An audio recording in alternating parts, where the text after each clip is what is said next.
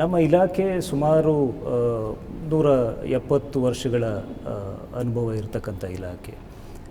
ದೇಶದಾದ್ಯಂತ 1,65,000ಕ್ಕೂ ಹೆಚ್ಚು ಅಂಚೆ ಕಚೇರಿಗಳನ್ನ ಹೊಂದಿದ್ದೇವೆ ನಾವು. ಮತ್ತು ಈ ಅಂಚೆ ಕಚೇರಿಗಳಲ್ಲಿ ಬಹುತೇಕ 80ರಿಂದ 85ರಷ್ಟು ಗ್ರಾಮೀಣ ಪ್ರದೇಶಗಳಲ್ಲೇ ಇರತಕ್ಕಂಥದ್ದು. ನಮ್ಮ ಇಲಾಖೆ ಕಾಲಕ್ಕೆ ತಕ್ಕಂತೆ ಅದು ಎವಾಲ್ವ್ ಆಗ್ತಾ ಬಂದಿದೆ. ಸೇವೆಗಳಲ್ಲಿ ಪ್ರಮುಖವಾಗಿ ನಾವು 3 ರೀತಿಯ ಸೇವೆಗಳನ್ನ ನಾವು ಗಮನಿಸ್ಬೋದು. ಒಂದು ನಾನು ಈಗಲೇ ಹೇಳಿದೆ, ಈ ಸ್ಪೀಡ್ ಪೋಸ್ಟ್ ಅಂತ, ಆದರೆ ಮೇಲ್ಸ್ ಕ್ಯಾಟಗರಿ ಅಂತ ಕರಿತೀವಿ. ನಮ್ಮ ಪೋಸ್ಟಲ್ ಭಾಷೆಯಲ್ಲಿ ಮೇಲ್ಸ್ ಕ್ಯಾಟಗರಿ ಅಂತ ಕರಿತೀವಿ, ಅಥವಾ ಇಂಡಸ್ಟ್ರಿ ಭಾಷೆಯಲ್ಲಿ CEP ಸೆಕ್ಟರ್ ಅಂತ ಕರಿತೀವಿ. ಕೊರಿಯರ್ ಎಕ್ಸ್ಪ್ರೆಸ್ ಪಾರ್ಸಲ್ ಸೆಕ್ಟರ್ ಅಂತ ಕರಿತೇವೆ. ಅದರಲ್ಲಿ ನಾವು ಪತ್ರಗಳನ್ನ ಕಳಿಸೋದು, ಪಾರ್ಸಲ್ಗಳನ್ನ ಕಳಿಸೋದು, ಹೊರದೇಶಗಳಿಗೆ ಪಾರ್ಸಲ್ ಅಥವಾ ಪತ್ರಗಳನ್ನ ಕಳಿಸೋದು. ಇದು ಸುಮಾರು ಹೊರದೇಶಗಳಿಗೆ ಕಳಿಸುವಂಥದ್ದು ಸುಮಾರು ನಾಗರಿಕರಿಗೆ ಅಷ್ಟಾಗಿ ಅವೇರ್ನೆಸ್ ಇಲ್ಲ. ನಮ್ಮಿಂದ ಕಡಿಮೆ ದರದಲ್ಲಿ ಬಹಳ ಪ್ರಾಂಪ್ಟಾಗಿ ಪ್ರಾಮಾಣಿಕವಾಗಿ ಈ ಸೇವೆ ಸುಮಾರು 185-190 ದೇಶಗಳಿದ್ದಾವೆ. ಭಾರತ ಕೂಡ ಈ ಯುನೈಟೆಡ್ ನೇಷನ್ ಆರ್ಗನೈಸೇಷನ್ ಅಡಿಯಲ್ಲಿ ಬರುವಂತಹ UPU ಅಂತ ಒಂದು ಸಂಸ್ಥೆ ಇದೆ, ಅದರ ಫೌಂಡರ್ ಸಿಗ್ನೇಟರಿ ಭಾರತ ಕೂಡ.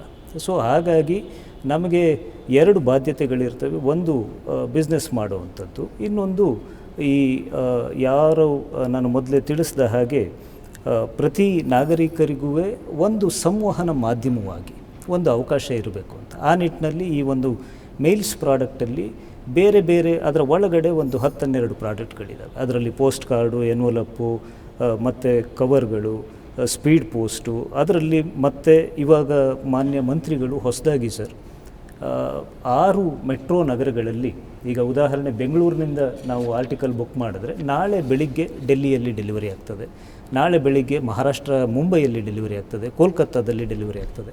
ಅದೇ ರೀತಿ ಯಾರಾದರೂ ಡೆಲ್ಲಿಯಲ್ಲಿ ಬುಕ್ ಮಾಡಿದ್ರೆ ಬೆಂಗಳೂರಲ್ಲಿ ಡೆಲಿವರಿ ಆಗ್ತದೆ ಸರ್, ಒಂದೇ ದಿನಕ್ಕೆ 24 ಗಂಟೆಗಳ ಸೇವೆ.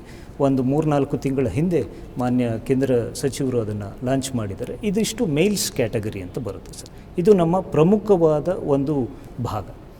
ಎರಡನೇದು ನಾನು RD ಅಕೌಂಟ್ ಅಂತ ಹೇಳಿದೆ. ಅದು ನಾವು ಲಾರ್ಜರ್ ಪಿಕ್ಚರಲ್ಲಿ ನೋಡಿದಾಗ ನಮ್ಮ ಇಲಾಖೆ ಗ್ರಾಮೀಣ ಪ್ರದೇಶದ ಎಲ್ಲ ಜನರ ಆರ್ಥಿಕ ಒಳಗೊಳ್ಳುವಿಕೆಗೆ ಪ್ರಮುಖ ಕಾರಣ.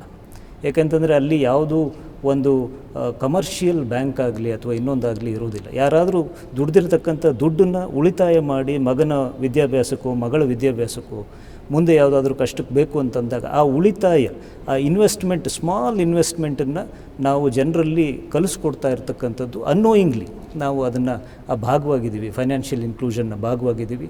ಅದರಲ್ಲೂ ಕೂಡ ವಿವಿಧವಾದ ಪ್ರಾಡಕ್ಟ್ಗಳಿದ್ದಾವೆ ಸರ್. ಮಹಿಳೆಯರಿಗೆ ಸ್ಪೆಸಿಫಿಕ್ ಆಗಿದ್ದಾವೆ, ಆಮೇಲೆ ಹೆಣ್ಮಕ್ಳುಗಳಿಗಿದೆ, ಹಿರಿಯ ನಾಗರಿಕರಿಗಿದೆ, fixed deposit, recurring deposit, basic savings account, ಈ ರೀತಿ ಸುಮಾರು ಪ್ರಾಡಕ್ಟ್ಗಳಿದ್ದಾವೆ ಸರ್. ಇದು ಎರಡನೇ ಭಾಗ.